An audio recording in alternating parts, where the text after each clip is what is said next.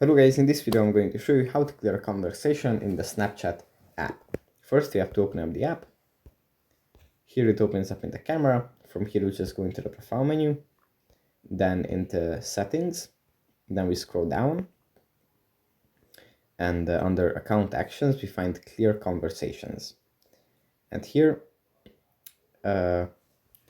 we can select my AI and then team Snapchat, or basically all of the conversations that we have, and just by tapping X we can proceed to clear that conversation. We can tap X again, and then if we want to delete it, we can tap on clear, or if we don't want to delete it, we can tap on cancel.